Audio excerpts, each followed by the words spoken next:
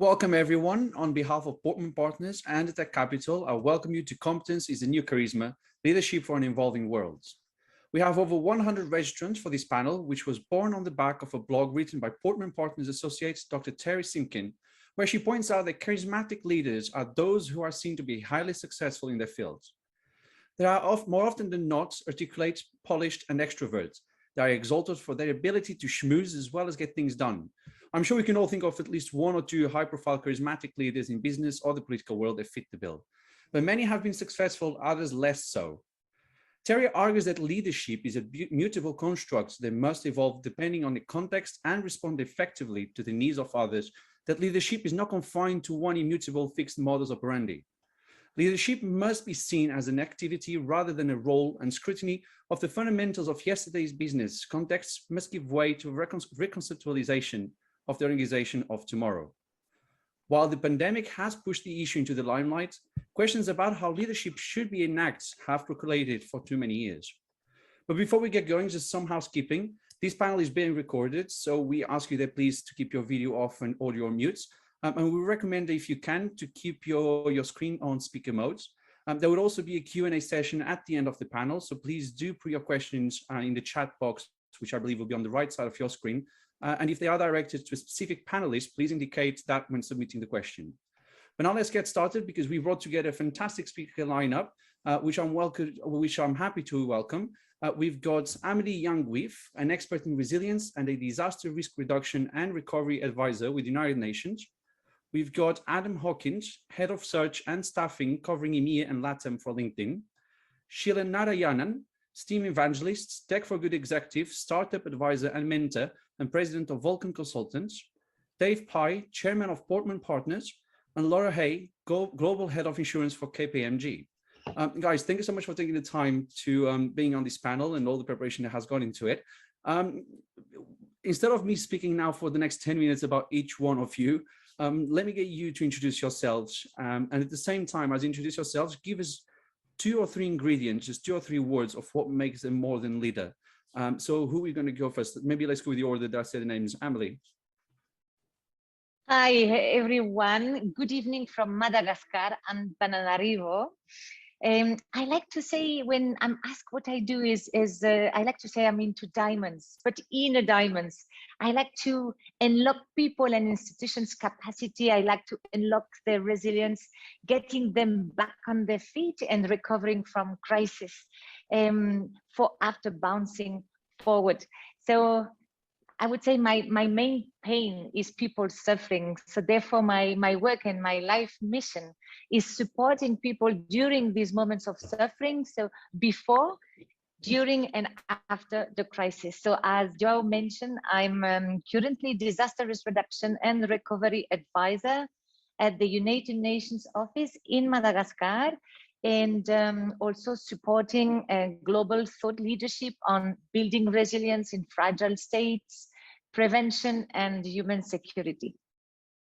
And looking forward, yes, to dive into leadership. You asked us, Joao, what I would say about being a leader, and I think we're going to discuss about that during all that time. So my only word that that comes to my mind is I hope that with this conversation tonight, each of us here, including the panelists and participants, we're going to uncover something more of the leaders, the leadership, the leader we have in us, with whether it's in our work, in our communities, and in our lives.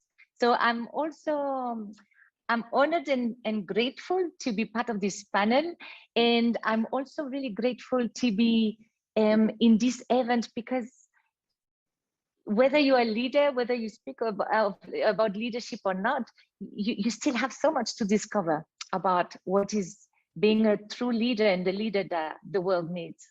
Thank you. Thank you, Emily. It's always an evolving role. Adam? Hi, everybody. Greetings from London. So my name's Adam Hawkins. I'm working for LinkedIn, been with LinkedIn now 4 years, operate in EMEA and Latin America capacity. Been in the talent landscape, I would say, for over 21 years. Actually worked with Dave in the past lived and worked abroad, lived in Switzerland, and led teams all over the world. So we're excited to be here today, and as Amelia says, talk about all things leadership. I think your question is a good one. I think it's not so simple answer, Zhao. I think around the components of leadership. I think there's an overarching comment, which is leadership has never been more complex than right now. There are so many different elements, especially the pandemic, and I think it can't be as linear as maybe it has been in the past and roll out on certain competencies. I think there are so many things that we will explore today, but top of list is compassion for sure, fairness while we're managing hybrid and remote teams, ability to lead to situation, and overarching for me is the ability to be human-centric. That's what shines above for me. Thank you, Adam. And I think that's a very good point, because I think that's what the pandemic really brought to the limelight, is the human aspect of interactions that we have in the office, in the business world, in being leaders and being people that follow leaders. Let's go now with Sheila. Hi there, everyone. I'm Sheila and Orion. I'm talking to you from New York on a snowy 2 feet of snow outside. So I'm thrilled to be part of this panel. Thank you for inviting me to such a diverse panel with insightful participation. So to summarize my background, I started off as a rocket scientist working on military jets as an engineer, and over time moved in to become a tech executive, pioneering data, big data and analytics, and then more recently pivoting towards inequities in tech, whether it's the tech for underrepresented groups and their access, or using tech for good. So as an executive who's traversed many industries, worked on 3 continents, I've seen the good, the bad, and the ugly of leadership from many vantage points. So, and ranging from tech to financial services to nonprofits, I have a pretty broad perspective. I think I would summarize my view of leadership across industries, and even across time, as having some foundational basics that really don't change, irrespective of the times that we're in. Establishing trust and integrity as a leader, practicing inclusion and hearing a diversity of voices, not just gender, ethnicity, but style and thought, demonstrating humanity, empathy, a connection with the humanity, not merely loyalty to the bottom line. So I think those are the 3 things that I think remain constant, irrespective of the times that we're in. Thank you, Sheila. That's a very good point, the constant aspects of leadership as well. That even a global pandemic can't really change too much, just maybe exacerbate a bit more. And Dave, you are involved with a lot of different businesses and a lot of things around the world. Tell us who you are and your view. Yeah, thanks, Sheila. My name is Dave Pye. I'm the chair of Portman Partners. We're a search firm that works in the data center digital infrastructure space. I've been in the recruitment and talent arena for 35 years. I'm absolutely passionate about leadership and the different characteristics of leadership.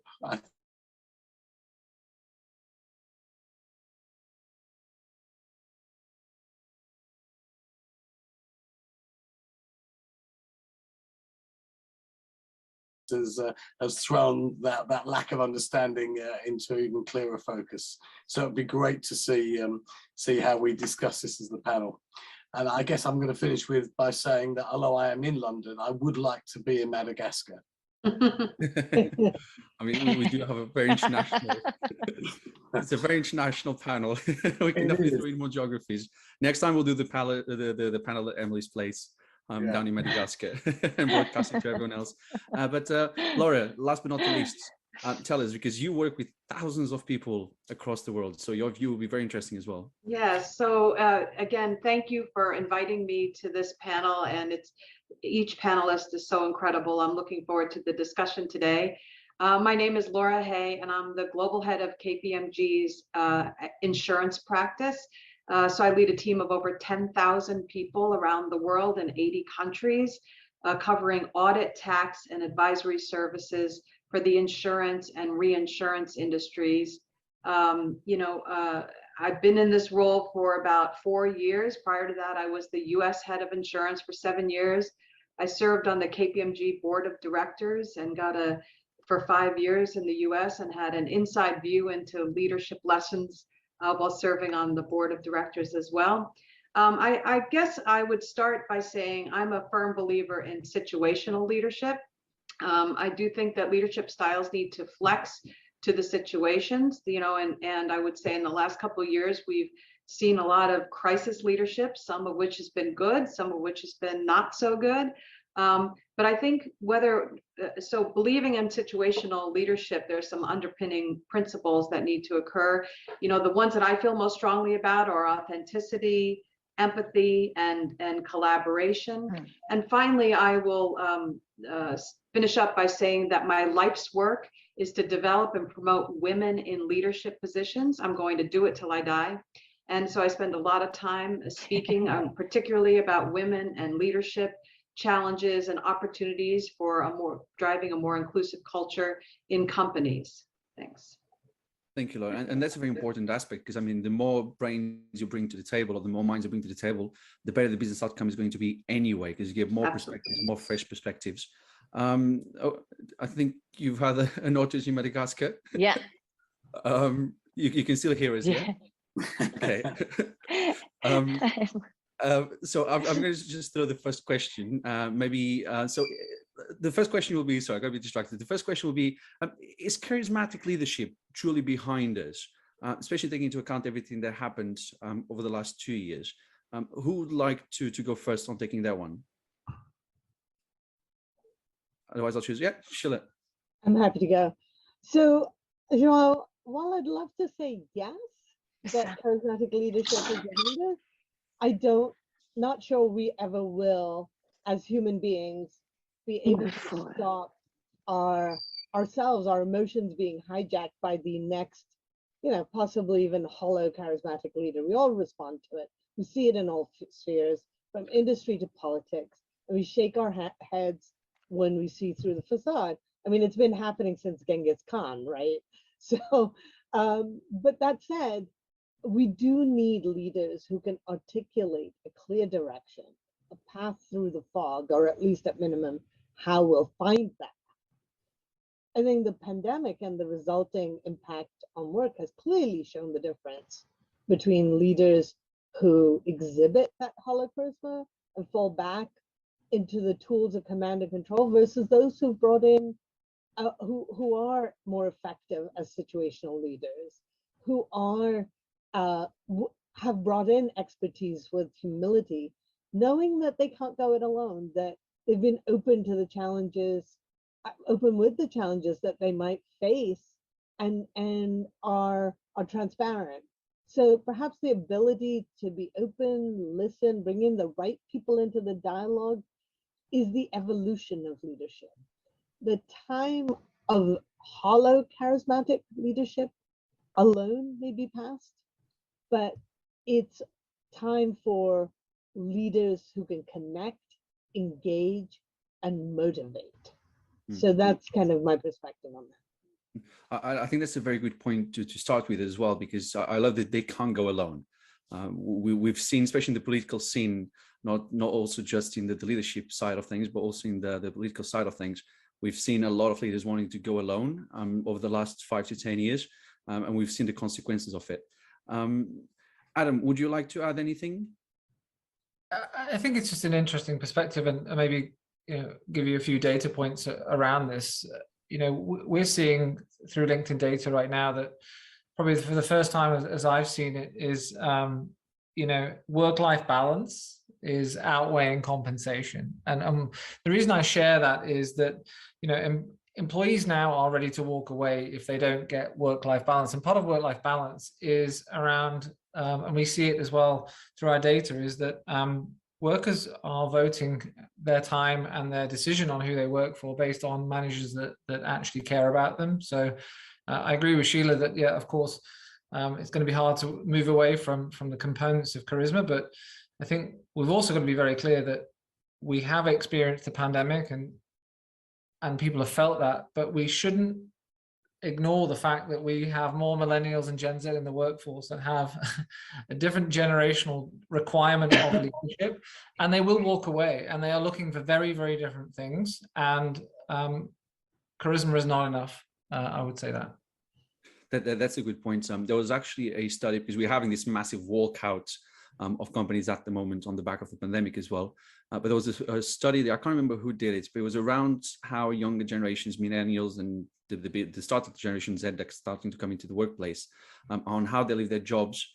It's their own jobs is not just about the money anymore. It's about everything else that they can get, and that everything else they can get really is driven by leadership, by strong leaders that give more than just that's one let's go alone kind of perspective. But Emily, I hope you got enough battery until the end of the panel. I hope so.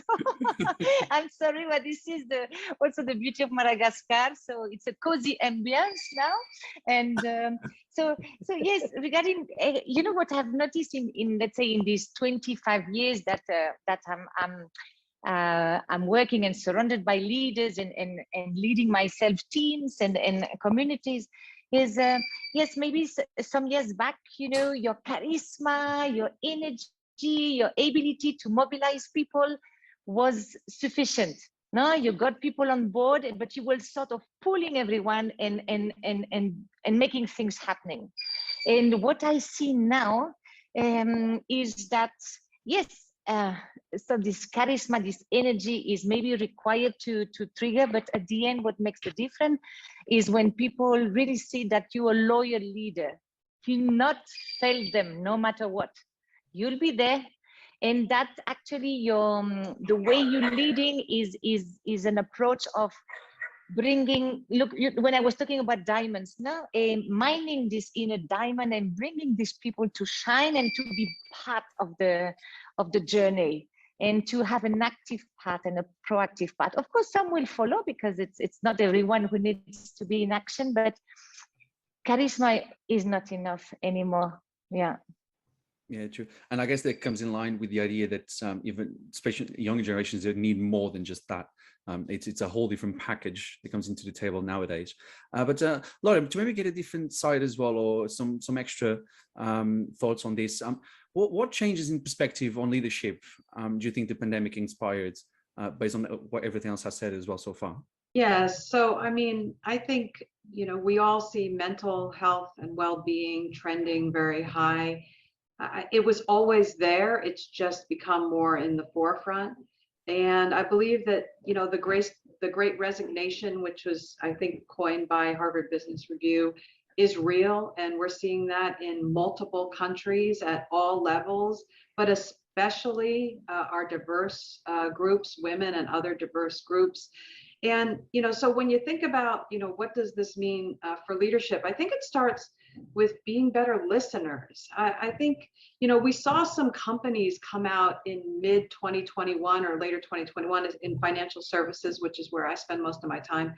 And they said, okay, everybody's going to be back to work full time starting October. And there was a big backlash from the employees saying, you know, you're not listening to what's really important to us. We value having these flexible and remote working situations. And it's not just women, it's the younger generations, but it's every generation is valuing this and saying, we don't want to go back to what was there before. So I think one of the key things that we're seeing trend high in leaders is better listening and paying attention to the pulse of the employees. In addition, I think empathy is trending higher, and some leaders it's natural, some it's not natural, but it's critical to be successful. And I think it's smacking up against a key tenet, which is authenticity, which is if you're saying empathetic things, but you're not authentic, then you're not going to be trusted by the employees. And so ultimately, I think it comes down to what kind of culture do we want to drive? And the culture to me is one of a compassionate culture for the future. It's coming out through COVID and through all we've experienced, But my hope or my dream is that it continues beyond COVID, that we don't go back. We are going to go back, right? It's probably a little trending a little far on empathy, compassion, and I love where it is. I'm guessing that it will come back once things settle down a little bit, and that's very country specific. But I do think that the era of compassionate culture and compassionate leadership is here to stay, and I'm excited about that. From what? Yeah, so I was going to say, from what you said, I really just want to go and ask, like, name and shame the worst example you've ever seen out there. I think, but I'm not going to ask that question. But what you said is very good, and I think the point of listening, I think there really is a key to unlock a lot of doors in the whole discussion. But yeah, Adam, and then I'll go to you, Dave, in a second as well. Adam. Yeah, I think as Laura said, we've learned a lot on the back of the pandemic. But I think what's really interesting as well is there's now no one size fits all. Somebody said to me the other day, I'm going back into the office full time, 3 days a week. We're now going to operate and lead teams in a hybrid world. And I think it's, the way you lead an organization is very much segmented now. We were all at home and, we were all in the office and we went all at home. And then now, we're having to make decisions of leaders, whether, for example, we might be interviewing a candidate. Now, some of the candidates might choose to be in the office. So you get into considerations of things like proximity bias. Do you interview all the candidates the same way remotely, or do you meet all of them face to face? Or, you have to make choices around fairness, and there's no one size fits all. You can't lead a team of developers in San Antonio, for example, the way you might, manage a marketing team in Berlin. Very, very different. So I think leadership has to be now around this sophisticated, segmented approach to the business. I myself have got numbers of early in career individuals in the business. And what's fascinating is that, the pandemic has taken away opportunities to learn by osmosis. So, onboarding becomes particularly difficult for leaders. How do you build people to a cultural attachment to the business that is generated normally by that sort of presenteeism? These are very different things that leaders got to think about now in terms of bringing people in, onboarding them. And if they don't get those things, I've talked previously on some of my posts around the trust contract. The power is with the candidate. There is skills shortages and scarcity. People can define their own employment working contract these days. And I think it's going to be companies that really lead with trust. So I call it, we've accelerated from flexibility being a deemed benefit to quickly past, workforce policy very much into the trust contract, because through technology and automation, we can measure all levels of productivity. But if you lead with trust and allow teams to settle to their own norms, you will build that trust and integrity and fairness, and that's where people will retain. But if you don't achieve that, Zhao, people will then make decisions, and there are additional Gen Z components and millennials, which is they need to attach to a purpose. They've had time to generate time for a side hustle. If you as an employee don't respect that people want to develop their own either non-for-profit or revenue generating initiatives as a side hustle, they will go elsewhere. And these are the things that leaders have to think about daily, which is exciting as a leader, but organizations have got to support this leadership evolution. And I think this is where inclusivity really helps. If we build more inclusive leadership teams and teams through the business, we'll be more relevant and trustworthy to the individuals that work for us. I love it. Let me bring Dave now, because you work in this environment of finding leaders. So tell us your thoughts. Yeah, it's interesting. The number of different companies that Portman has worked with over the last couple of years during this pandemic, two things that in terms of leadership qualities that we have seen that have really risen to the top and really been valued by employees. And they're two very ordinary things. One is pragmatism, leaders that are pragmatic, leaders that recognize, actually, this is the work that needs to be done.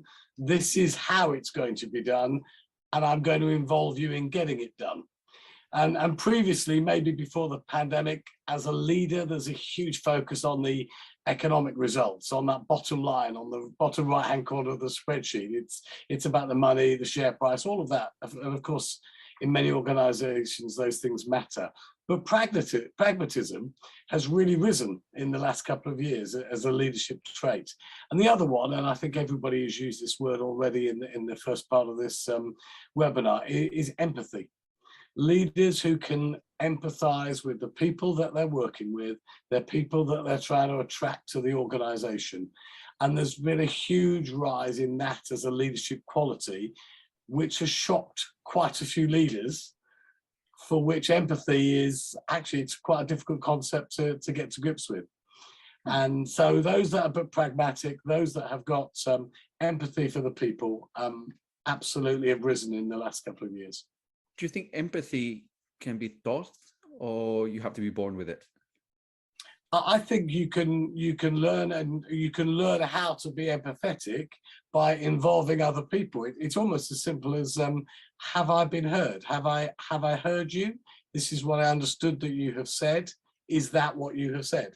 It's kind of basic questions. I do recognize it's not as simple as that, but I think people who may have said I'm not empathetic, well, they're going to need to be, otherwise they're not going to attract the people that they want. And more importantly, keep the people that they have. Yep, and businesses people. Emily. Yes, thank you, and I love how you're bringing empathy and you know, I wanted to share my experience when the first COVID confinement, when I was in Spain. So it was a shock for the Western world not to be immersed, everyone without distinction, in a huge crisis. And I started coaching leaders in resilience and crisis management, so Spanish and French mainly. I'm going to tell you a little story of one of these team leaders, and that's what I heard from 90% of them. This person was leading a team, and she was saying, you know, when I wake up in the morning now, the first thing I think about is my people, my team, how they are doing, are they sick, are they not sick, how they coping with the confinement, etc. But I don't know how to ask them how they are, because before the crisis, we would go to work and everybody does what they have to do. We check off the goals, the objectives for the day or for the week or for the month. And you don't take the time to ask how you are, because it's like, that's not the topic. We're here to work. And also to bounce on what Laura was mentioning before about women also. One of them, she was a woman, she said, you know, I also have to protect myself. She was working in an industry, very male industry, a male-dominated industry. And she said, you know, if I arrive and I show like this vulnerability, this care for people, how is it going to be perceived? Am I going to be seen as a leader? And then when the crisis was entering, she had to break this ice. She had to find a way, because she needed that as a leader, because truly from her heart, they were thinking, I mean, all of them, they were thinking of their team and their staff, but also the team was in need to have this empathy, was in need to have this care, because they were living this terrible crisis. So I think it's been a beautiful learning for all these leaders. I mean, in the pain, but in the pain we grow so much, no? So it's been a lot of growth on empathy, because when we suffer, we develop empathy. That's the point. An experience like COVID have really brought it to the forefront. The importance of empathy. But Sheila, let me go back to you now. We've kind of gone around my next question quite a lot here, but I want to see if you've got any other thoughts that you can add into it. What would you say is innovative leadership? What is the importance of innovative leadership in this new evolving business environment? That we are not there yet. This is still all evolving. We are talking almost like as if COVID has finished, but it hasn't finished yet. So we're still going through this. But how do you see this going? So I think of it less as innovation, quite frankly, rather as adaptability, adaptable leadership. And what do I mean by that? When you have only one set of tools, as we started off the conversation, charisma, the ability to navigate politics, a step change to a situation you've never encountered, such as the pandemic, is going to require rethinking of that one tool. As they say, when you have a hammer everything looks like a nail. So instead of just a hammer, you need a whole toolkit. And so the only way you can do that is if the leader is flexible, adaptable, and particularly not threatened by different voices. I think as a leader, the best gift you can give yourself is to have people on your team who are not your clones, who are very different, or advisors who are strong enough to disagree with you and propose alternate ideas. And to be comfortable in such a team, you have to build that trust. I mean, the concept I was talking about right up front, and surround yourself, because it's too late to go look for those brave and diverse voices when you're already mired in that situation that requires a different approach. One great team I worked with in the US building a tech business, believe it or not, had a mix of nationalities from Bulgarian to Venezuelan, LGBT folks, a quite severely differently abled woman. We worked well together, built a business, had a great time. We fought tooth and nail. Can you even imagine a team offsite? But the great thing was that our leader was not threatened by us and gave us full reign. So you felt empowered, you felt brave. I've no doubt if that team still existed, we would have outperformed in the pandemic because trust existed well before we were thrown into that situation. So that's what I mean. You know, building that trust right up front is important, so that and showcasing your adaptability, flexibility is what is really critical to be able to react in such a situation.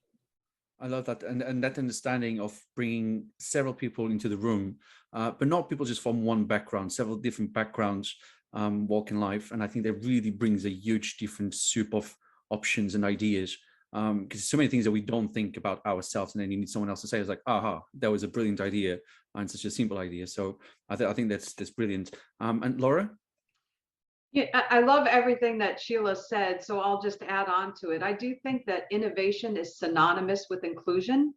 And Catalyst just released a report. I think it came out today. It was called 3 Inclusive Team Norms That Drive Success. The reason I bring it up is because one of the statistics that sang to me was that, you know, this was a big study, over 4,000 people, was a global study, and it said that 75% of employees with high levels of inclusive team norms experience high levels of innovation, team innovation, whereas only 16% of employees with low levels of inclusive team norms experience high levels of innovation. So I really think that innovation is synonymous with an inclusive environment. But just to take it a step further, you know, when I think of innovation, I think we all think of, you know, big innovations, big splashes. And I found that some of the most powerful innovations are micro innovations that come up from the team organically.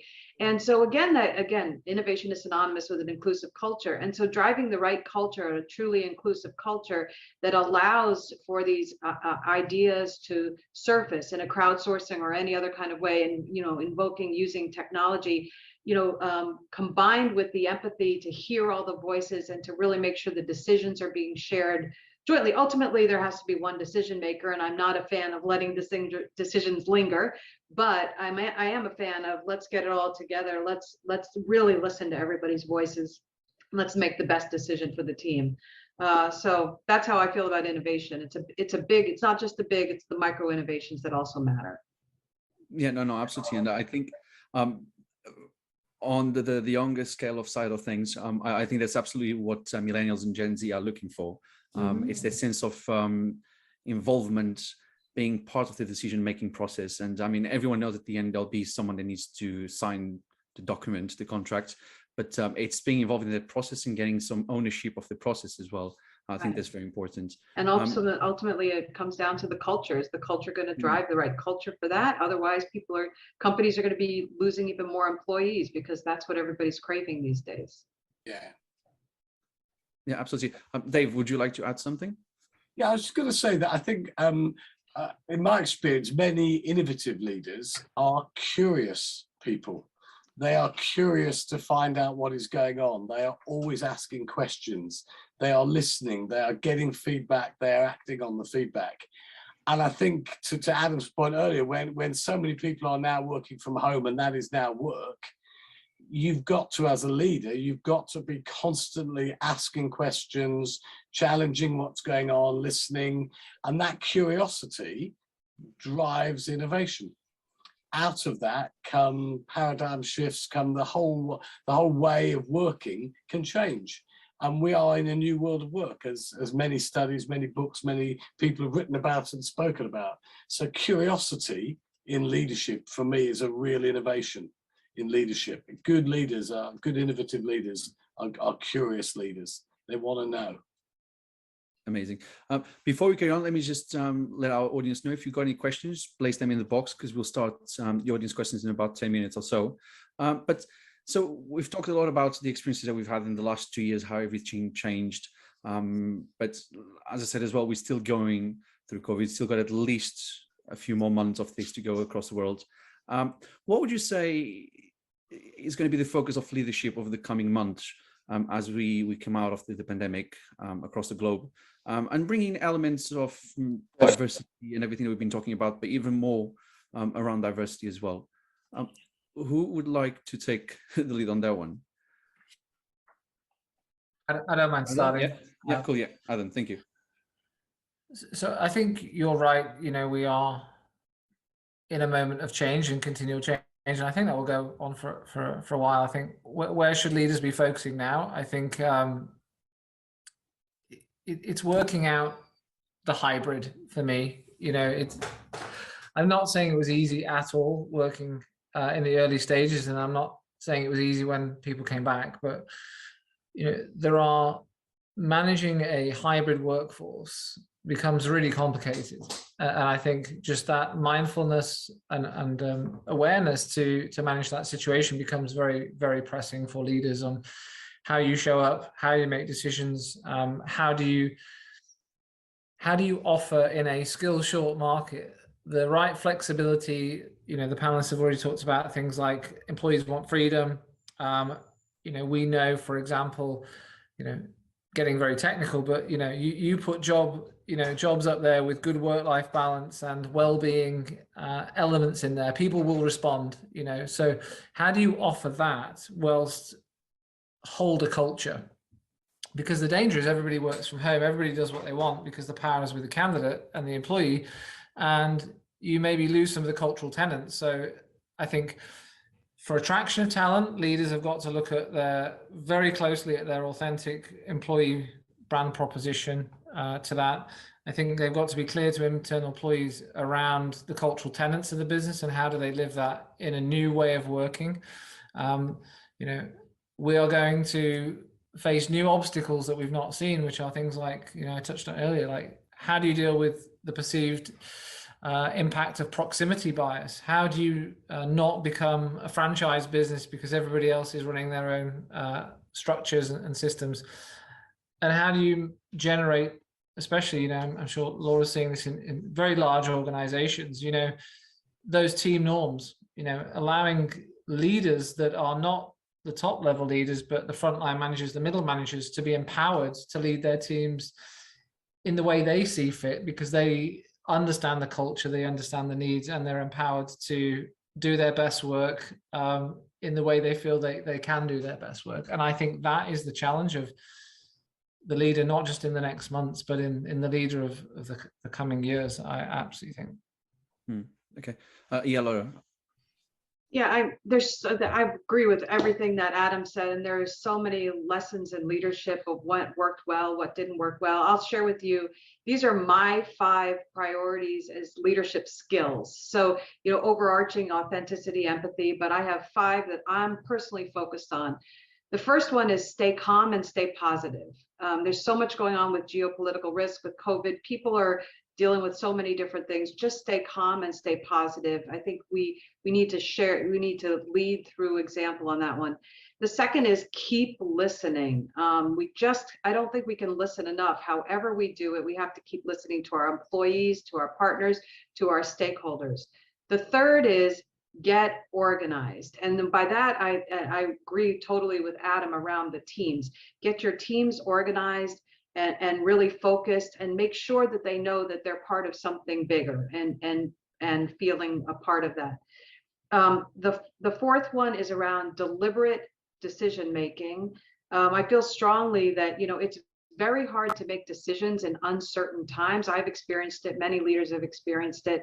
But the lack of decisions creates a lack of trust, or uncertainty creates concern. And so we can make decisions, and then we can come back and make decisions later based on the facts and circumstances, but we can never have enough information in the world of uncertainty. And the last one, and I feel very passionate about this, is intentional succession. We've seen droves of people leaving the workforce, a disproportionate number of our diverse populations. And so as we think about succession, we really do need to be intentional about, you know, who's coming up the pipeline and how we address them. Ready soon, ready now, ready late, ready now, ready soon, ready later, and be more intentional about our succession choices, or we're going to take a big step backward in terms of diverse leadership. No, that's brilliant points there. And actually, I had the pleasure of going to an in-person event a few weeks ago, and quite a few of the things you said there, it's exactly the sort of conversations that people are having in the corridors. And you do hear some leaders, especially on the decision-making side of things, they're really saying this now is time to start making decisions. The time of being confused is kind of past. We now have to learn how to live with these situations. Dave, would you like to add something? Yeah, I just think we've all spoken as well about culture, and culture can be very different when half of your team, or maybe more than half your team, is working from home. So therefore, you've got to train culture, and culture may be different in 2022 in an organization than it was in February 2020, because now the organization is more dispersed, whether there's 10 people in a company or 10,000 or 100,000. So leaders have got to train culture. They've got to understand that they may be a global leader of a global firm, but they've got to understand what's going on locally, because some of their staff may never come back to the office again because their office is at home and that's what they want. And that's where they do their best work. So I think that sort of globally minded localism is really important to bring that culture together. I couldn't agree more with Dave. Sorry, Chad, couldn't agree more with Dave, because there are many, not all, but there are some industries that have been built firmly on a culture of presenteeism, especially in the early. And so those companies have not just got to teach it and train to it. They've got to evolve what they've had and re-identify themselves quite quickly. Because it's a competitive market right now. So just wanted to interject. Yeah, no, I was going to add, because we've seen that a lot, especially in the news now, with governments getting involved in that kind of discussion of searching, sourcing talent elsewhere. So I was actually just going to ask Dave, and maybe you, Adam, and everyone else on the panel as well, how do you think this is going to go in terms of bringing in more diversity from other regions across the world into a company that's based in Madagascar and the UK or everything, which before you used to source talents pretty much just within the city where you live in, and now we are becoming more and more a global world, where you can get someone in Australia working for you in New York, or getting someone in Beijing working for you in Luanda. But governments don't seem to be wanting to do that, and I guess there's a lot of tax reasons and money behind it, so let's not get too much into politics. But how do you see that going, and how will that how do you see the debate going? I mean, I don't really have much more of a question here. Who would like to just take that one, if it makes sense? Do you want me to start, Dave? I mean, you can it depends whether you're an optimist or a pessimist. I'm an optimist. I think this is the fact that we become hybrid, remote, borderless. I think it's the biggest opportunity to change our organizations. I think we touched on earlier, like the Great Resignation. Actually, I don't necessarily see it quite like that. There's actually, if you look at the data, it's a great reshuffle. I think there are currently more people predicted to move internally than they are to move. I mean, it's pretty close, but it does show you that there's a lot of mobilization of talent within businesses. It's a huge opportunity from an inclusivity point of view to really engage talent pools that are wider than your direct connections. I think where businesses have got to really think about is, there's one thing being visible, engaging, the other is being inclusive. And actually then when people are through the door, that making people feel belong, which is a really, you know, harder job and a longer road to go down. But, you know, I think companies and leaders have really got to think about, how do they engage with wider talent pools? How does their value proposition become relevant and engaging to them? How do they then align and evolve the culture of a business? How do they feel that they're not just present, but that they belong, and then they can actually take the business to the next level? These are system level changes that will take time, but I think there are companies thinking about that, and they will have to, if they really want to truly unlock that talent, because if not, talent from other geos or for underrepresented groups, for example, will not engage with that business. And if they do, they will not retain that. And I think that's something to really, really think about as well. Dave, I'm sure you've got many more components to add on to that. Well, I just think that the world, talent is globally spread around the world, and those that are in the more fortunate position are organizations and people of having cash to use, should be using it to help those in the developing world get on board. There are people that we could use in our organizations that don't yet have the tech, don't have the systems, don't have the architecture to enable that to happen. One of the great things about our digital infrastructure industry is that the work that our businesses have been doing has kept the world going for the last couple of years. And our job is to make the world smaller, to pull people together, because we will then have that diversity. We will have the attention of so many different people from across the world. And companies that do that will attract more talent to their company, because to the point earlier about purpose, people want to work for companies that have a purpose. And if you've got a purpose that says we want to make the world smaller, we want the best talent from anywhere in the world, you'll find some wonderful people wanting to join your organization. And I think, Dave, there's one more point on that, which is it's, you know, moving the working world and the employers to think about skills, not profiles. You know, if you look at skills and potential and hire to that, which is where the world needs to go to, you know, and I think, you know, having strong programs around upskilling and reskilling within the workforce are absolutely pivotal. But, you know, we talk about talent scarcity, but fundamentally, if we, you know, the debate moving forward is all going to be about skills and skills of evolution and development. Okay, Adam. Emily, and then after Emily, we're going to go to audience questions, because we've got a few through, so quite exciting. Emily. Yeah, thank you. I love what you're saying, and it's true that this 2 years back, you would need a talent, you would need a special expertise in your team that existed the other side of the world, and it was like it was not existing because it was not here. And now you call a friend or a colleague or someone the other side of the world, and it's here and it's part. And I give you a concrete example. 2 weeks back, we have a severe drought and hunger in the south of Madagascar.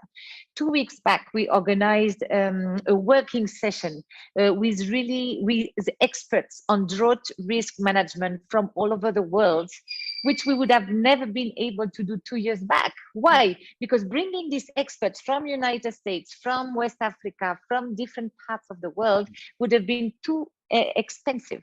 And it would have required so much organization.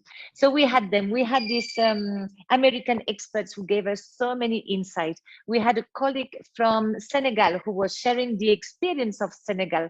And we were just having this, like we're having here, this panel discussion, this question, this answers. It was a working session. This 2 years back was impossible. It was happening once in a while, every 2 years. And now it's happening every week. I mean, as often as you organize it. So this is truly a blessing, and I think here that was just what I was hearing from Dave. Now you can bring people together and really make a difference. And this is where I'm going to dare to say this is where the digital infrastructure brightness comes in and creates this global, talented, diverse world that we've been able to enjoy over the last 2 years. But let me get some audience questions, and I think this one seems to be I think quite pointed towards you, Laura. So what are the challenges leaders face when they look at succession planning? Are there specific actions they should be taking to address them? Yeah, you know, what we're seeing is a dwindling pipeline of diverse candidates in the succession to leadership, key leadership positions all around the world. And the pipeline is dwindling internally for many companies. You know, some of it is women in particular and other diverse groups dropping out of the workforce temporarily due to the additional unpaid labor that they're dealing with as a result of COVID, the additional responsibilities or less shared responsibilities with potentially their partners, or they might not have partners. And then from, so the dwindling pipeline and external to leadership positions is always a little bit more of a risk. There are potentially more candidates on the external side because all of a sudden our world is opened up in terms of location, which creates opportunity, but also creates risk. And you always want in any pipeline a mix of internal and external candidates anyway. And so the biggest challenge is really a dwindling pipeline for diverse talent. And so, you know, the other part of the question is, well, you know, what do you do about that, right? What, you know, if you're experiencing that, and you know, we're talking to companies about a variety of strategies. First and foremost, being deliberate about succession, ready now, ready soon, ready later, and you know, looking out 2, 3, 4 years, and the ready later, what can we do to get them ready now sooner? So you know, there's a whole strategy of a very surgical strategy around dealing with the candidate in the pipeline to leadership positions, global and country level leadership positions. The second strategy we're employing very strongly is around sponsorship, not just mentorship, but sponsorship, you know, advocacy for these candidates to make sure that we're getting them lined up. There was a statistic a few years ago that men on average have 3 sponsors at time of promotion in the room, and women on average have 1. And so you have 3 voices for the men and 1 voice for the woman. And so we're just trying to get that to be more equalized, and that applies consistently with other diverse groups as well. So sponsorships is important as well. You know, and then raising awareness campaigns around programming, you know, that has some effect, you know, talking about different topics like networking, personal brand, confidence, risk-taking, all of these topics that are very important as individuals are looking at their own career success. And finally, we as KPMG are a professional services firm, and so we're engaging, and I personally am engaging with our clients, with CEOs and other C-suite executives around their organizations, because as I said, my life's work is to develop and promote women in leadership across the world. And in order to do that, we need companies and cultures to start to move. I'm really pleased that in the last 2 years, the CEOs are coming to me now to talk, as opposed to me pushing that agenda on them. So I do see that there's a tidal change, but even if tone at the top is right, if tone in the middle is mismatched, then we're still not going to make a difference. So programming is needed at all levels. So, you know, dealing with succession, dealing with education, dealing with helping male allies who are out there and want to help but don't know what to do, helping with all of those, I think will really make a difference in the world in the future around this situation. Kind of general sense organizing. Yeah, sorry. I was going to say, sorry, I was going to say, I want to just add to a little of what Laura said there, is really focusing on that diversity, inclusion. The gains that we've made over the past decade can be lost overnight, because leaders can feel more comfortable in an environment like this, with so much easier to connect and collaborate with people like me, when that in-person interaction isn't there to dispel our unconscious biases. So I fear programs like, as Laura was saying, sponsorship, where a senior, you know, invariably white male executive, who would have had their eyes open to the possibilities and talents of others who are different, could be a casualty. And I think the organizations and leaders who can grapple with this effectively are the ones who will really come out on top. So I 150% endorse what Laura's saying, and just wanted to add a point to it. Okay, we are now almost on a countdown. We've got about 3 minutes to go, and there's one more question I would like to ask, but anyone else would like to add anything to this question? No? All right. So our last question goes around CSR, so corporate social responsibility. And it says, what role do you think CSR can play for leaders to engage their employees and set culture? So we would like to take that, and we don't have much time, but the more voices we can get in, so we're going to have to be concise now. Yeah, Sheila. I am happy to take that. Having spent several years in that CSR role, I think the tone comes from the top. That purpose, the articulation of purpose as without just it being sort of purpose washing, as they call it, where it's just lip service. I think leadership has a great role to play by action, by engagement, and by really enabling people to engage on the areas that they're passionate about. And so I think there cannot be a daylight between the leader, their purpose, and their corporate social responsibility, or ESG activities, as they're increasingly becoming. There cannot be daylight between those, because it's really critical to be authentic leaders in that space. Okay, I love that purpose washing expression. Amelie. Yes, I think, I mean, Sheila just said it, it is about purpose. I remember Adam mentioning it, no, has the young talents would not stay in the company if there's no purpose. And what I saw a lot in CSR is, yeah, they do something that is absolutely not related to the mission of the company, something that is no purpose. It's just, let's do the thing that we will put a photo and have a nice souvenir, and it's going to last 2-3 months, but it's not filling up the employees with purpose, which is very important, that the leaders need to bring this imprint. And another thing, and that's the role of the leader. I mean, if you're leader of a company, have CSR that is linked to the core values, the core mission of your company. So not only your CSR makes sense, in terms, but also it makes sense in keeping your employees loyal to the brand and feeling that there's no dissociation between the business you're doing and how you contribute through your CSR strategy. Thank you. Dave, Adam, Laura, any final thoughts on this? I think good leaders will understand what each of the individuals' own CSR is. What makes them tick? What's their purpose? What are they about? If you get that, and you can have hundreds and hundreds of different versions of it, but if you understand it and act on it, you'll grow a very successful business. Okay, Adam. Yeah, I wanted to jump on what Amelie said is about the purpose piece.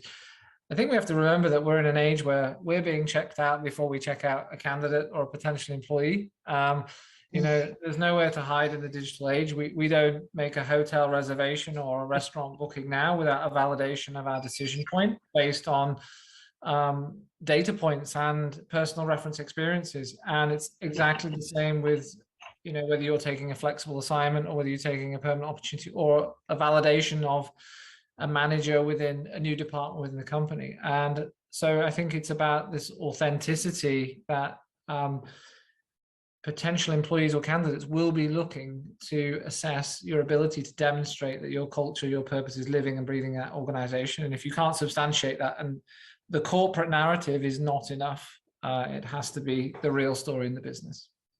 Okay.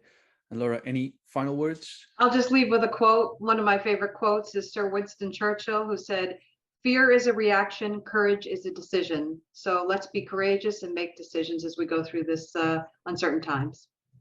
Perfect ending. I couldn't have done it better than myself. Dave, Adam, Amelie, Sheila, and Laura, thanks so much for your time. And thank you for you who's watching us at home, either live or on demand. Stay tuned for future panels from Portman Partners and the Tech Capital on leadership, and a continuation of the Balance in the Boardroom series focused on diversity, equity, and inclusion. You will soon be able to find a recording of this discussion on Portman's YouTube channel and on the Tech Capital's websites. To stay tuned on LinkedIn for updates as well when we put all this out. On behalf of Portman Partners and Tech Capital, thank you for watching and bye for now.